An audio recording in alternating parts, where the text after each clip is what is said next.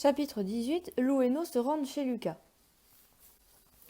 Il y a des tableaux partout, des tapis persans, des meubles anciens, le salon est immense, rien n'a été laissé au hasard, tout est magnifique.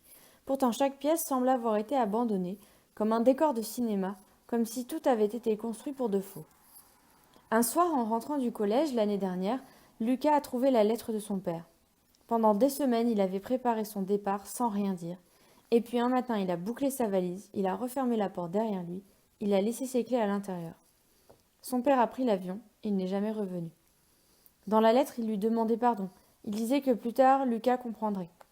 Il y a quelques mois, sa mère a rencontré un autre homme. Lucas le déteste. Il paraît que c'est le genre de type qui ne s'excuse jamais, par principe, et considère que tous les autres sont des cons. Plusieurs fois, ils ont failli se battre, alors sa mère s'est installée là-bas, à Neuilly. Elle téléphone à Lucas et revient de temps en temps pour le week-end. Son père envoie de l'argent et des cartes postales du Brésil. Lucas nous fait la visite, No le suit, elle pose des questions. Comment fait-il pour manger? Comment peut-il vivre seul dans un si grand appartement?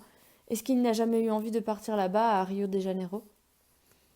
Lucas nous montre les photos de son père à tous les âges, une maquette de bateau enfermée dans une bouteille qu'ils ont fabriquée ensemble quand il était petit, les estampes japonaises qu'il a laissées et sa collection de couteaux.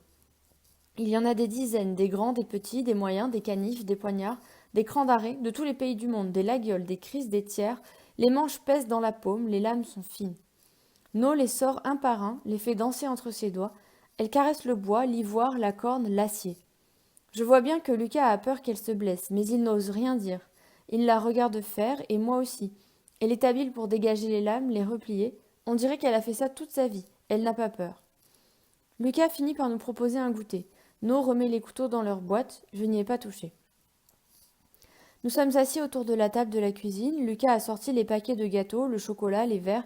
Je regarde No, ses poignets, la couleur de ses yeux, ses lèvres pâles, ses cheveux noirs. Elle est tellement jolie quand elle sourit, malgré le trou à la place de sa dent. Plus tard, nous écoutons des chansons, avachis dans le canapé. La fumée des cigarettes nous enveloppe d'un nuage opaque, le temps s'arrête. Il me semble que les guitares nous protègent, que le monde nous appartient.